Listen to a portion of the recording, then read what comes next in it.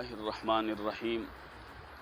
صلاۃ و سلام علیک یا سیدی یا رسول اللہ وعلی آلک و اصحابک یا سیدی یا حبیب اللہ۔ گرامی قدر حضرات، کسی بھی ناپاک کپڑے کو پاک کرنا شرعی پاک کرنا اور چیز ہے، اور کسی کپڑے کا صاف ہونا اور چیز ہے۔ مثال کے طور پہ جیسے کل میں نے آپ کی خدمت میں عرض کی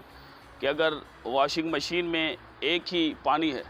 اور اسی میں پاک کپڑے بھی اور ناپاک کپڑے بھی، ایسے کپڑے جن پہ ناپاکی لگی تھی اور ایسے کپڑے کے جو پاک تھے، ان سب کو مکس کر کے جب دھویا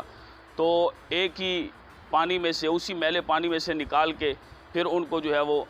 صرف صاف کر دیا اور استری کر دی، چمکدار ہو گئے، تو یہ اور چیز ہے۔ یہ اب شرعاً پاک نہیں ہے۔ صاف تو نظر آتے ہیں کہ یہ ستھرے ہو گئے، چمکدار ہو گئے، اجلے ہو گئے، تو لہٰذا استری کر کے،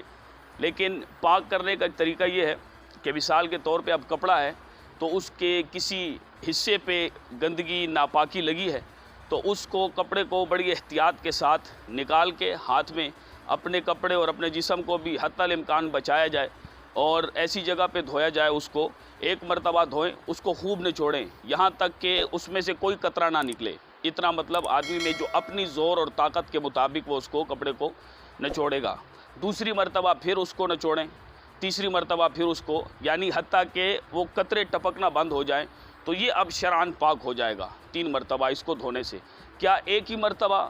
3 مرتبہ دھویا جائے، یعنی یکدم ہی دھویا جائے تبھی پاک ہوگا؟ ایسا نہیں ہے، مختلف وقتوں میں، مختلف دنوں میں بھی ایک ایک کر کے دھویا جا سکتا ہے، لیکن اگر کوئی کپڑا ناپاک ہے تو بہرحال اسے ایک ہی مرتبہ میں دھو لیا جائے، اس انداز سے کہ اس کو 3 مرتبہ دھوئیں کہ اس میں سے پانی کا قطرہ جو ٹپک رہا ہے وہ ٹپکنا بند ہو جائے، تو یہ شرعاً پاک ہو جائے گا۔ اب اس کو صاف پاک کپڑوں میں بھی، چونکہ یہ خود پاک ہو گیا ہے تو دیگر پاک کپڑوں میں بھی ان کو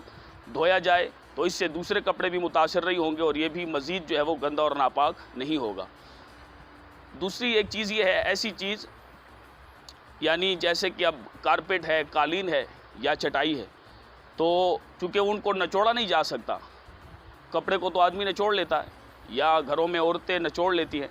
خواتین، تو چٹائی، کارپیٹ اور قالین کو نچوڑا نہیں جا سکتا، تو اب ان کے پاک کرنے کا طریقہ کیا ہے؟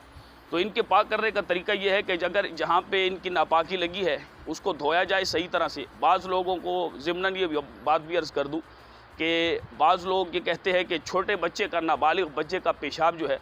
یہ اس میں کوئی نہیں، بس چھینٹے مار دیے جائیں۔ ایسا نہیں ہے، جیسے بڑے آدمی کا اور دیگر انسانوں کا پیشاب ناپاک ہے، اسی طرح سے وہ بھی ناپاک ہی ہے، اس کو بھی ویسے ہی صاف اور پاک کیا جائے گا جیسے دیگر کپڑوں کو اور چٹائی، قالین وغیرہ کو پاک کیا جاتا ہے۔ تو اب اگر مثال کے طور پہ کارپیٹ ہے یا قالین ہے یا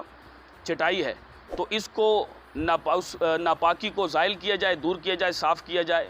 اور اسی طرح سے اس کو دھویا جائے۔ اب دھو کے اس کو لٹکا دیا جائے ایک مرتبہ،